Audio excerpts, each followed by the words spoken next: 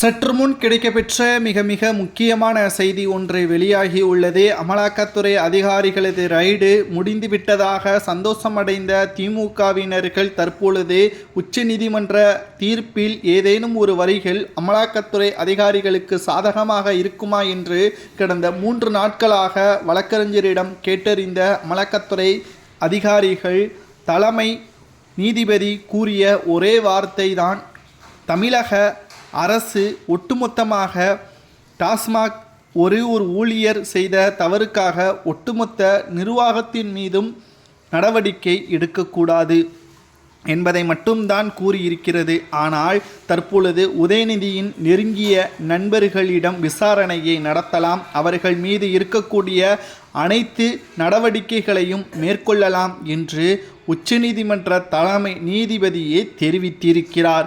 இதை வைத்து தற்பொழுது தலைமறைவாக இருக்கக்கூடிய உதயநிதியின் நண்பர்களை தற்பொழுது வலைவீசி தேடி வருகிறார்கள்.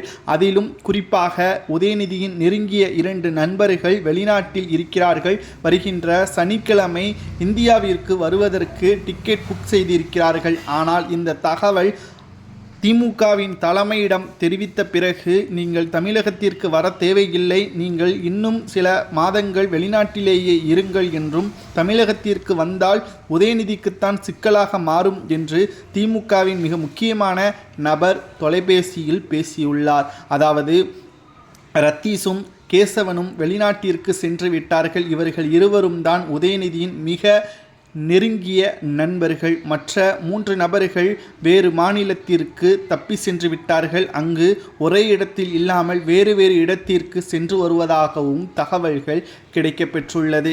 இந்த ஒட்டுமொத்தமான விசாரணை முடியும் வரை இவர்கள் தமிழகத்தில் கால் வைப்பது கடினம்தான்.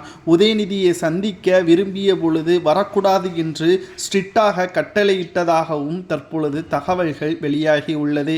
மேலும் திரை தயாரிப்பாளராக இருக்கக்கூடிய ரத்தீஸ் அவர்கள் தமிழகத்தில் எதற்காக அமலாக்கத்துறை அதிகாரிகளிடம் சிக்குவார் என்று மிகவும் பெரிதளவில் பேசப்பட்ட நிலையில், அமலாக்கத்துறை அதிகாரிகளது ரைடு திமுகவினால் ஏற்படப்பட்ட ஒட்டுமொத்த கூண்டோடு சிக்கக்கூடிய வகையில் அமைக்கப்பட்ட ஒரு நடவடிக்கை தான். இதில் உதயநிதியை பொறுத்தளவிற்கு சிக்கலில் மாட்டுவார் என்றும் எதிர்பார்க்கப்படுகிறது. இந்த சிக்கலில் உதயநிதியும் அவருக்கு நெருக்கமாக இருக்கக்கூடிய நண்பர்களும் தமிழக டாஸ்மாக் வழக்கில் மறைமுகமாக சம்பந்தப்பட்டிருக்கிறார்கள். அதனால்தான் அமலாக்கத்துறை அதிகாரிகள் இவர்களை தற்பொழுது குறிவைத்திருக்கிறார்கள்.